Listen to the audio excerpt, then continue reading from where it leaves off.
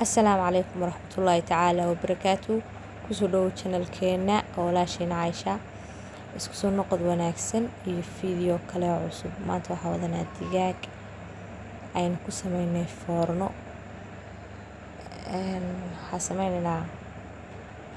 waxaa soo qaadaynaa shabcad ama baaquli digaaga waxa saas u jarjarnaa aniga soo sarsareynaa si xawaashiyada iyo bahaaraadka iyo wixii dhandhanaana ay u dhex galaan.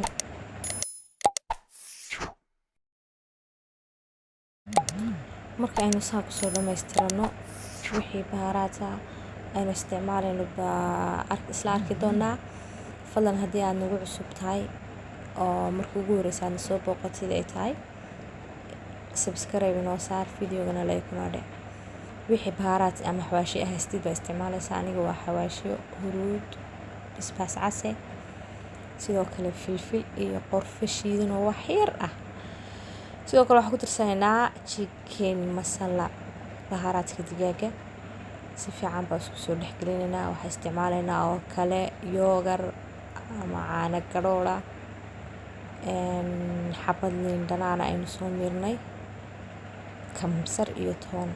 intaas marka ku wada shubano waxaa sameynaynaa si fiican baa isku dhexgelinaynaa. markaa si fiican isku dhexgelino xoogaa muddo ah baa dhigaynaa si ay u dhex galaan, yacni digaaga waqti uu qaato. haddii aad fridge haysatid oo kale habeenkii waad diyaarsan kartaa, waad gashan kartaa. markastoo aad waqti la dhigtid waa markastoo uu dhandhanaanku lafta kasii galo oo uu kaga sii macaanaado.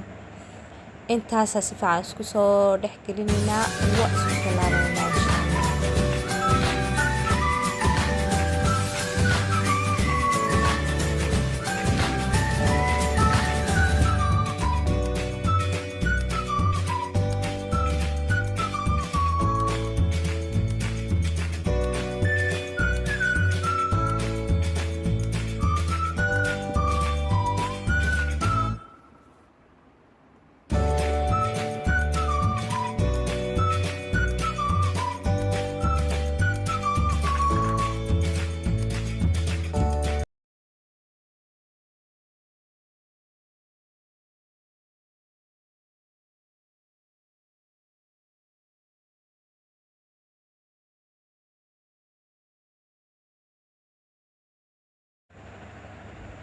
si fiican markaa isku soo dhex gashano waxaan soo qaadanaa baradho aynu si yaro xogaa roon soo jarnay. dhandhanaankii iyo wixii baa isla dhexgelinaynaa dheecaanka iyo digaaga aynu sameynay. intaa kadib foornadaynu u diyaarsanay.